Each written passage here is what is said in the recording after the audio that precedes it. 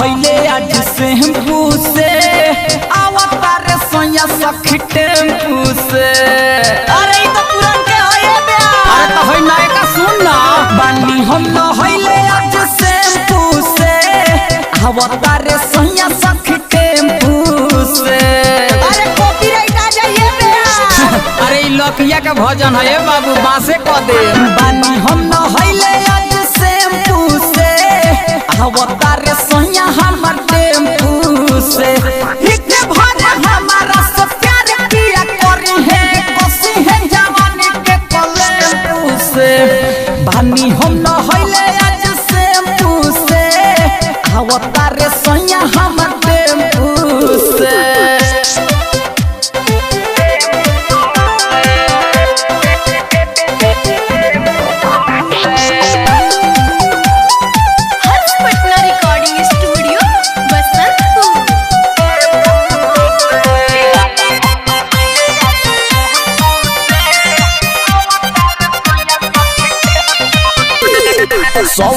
सिंगार के बानी तो यारी आवते सोया के धरम भरया का बहरी। अरे ना ना ये बे ई तो पुरान के न जाता। अरे रे तो गलती हो गई होइले नाय का सुन।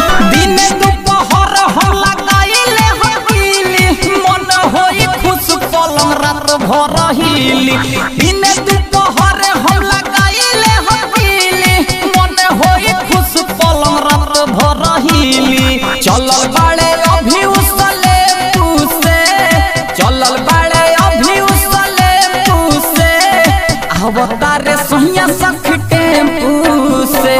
पानी हम नहैले आज शैम्पू से आवता रे राजा हमर टेम्पू से।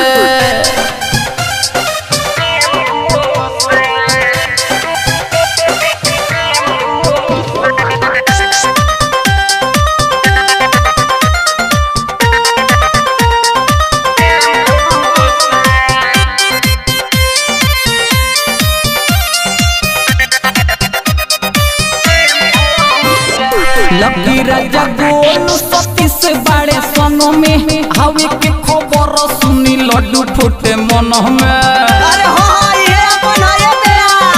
तो तुमको का लगाए बाबू लकिया अपना गाता है। से गम कौले रखब इतर भीतर मार के कोरा में सुताई कभी मासूम भतार के। से गम कौले रखब इतर भीतर मार के कोरा में सुताई कभी मासूम भतार के।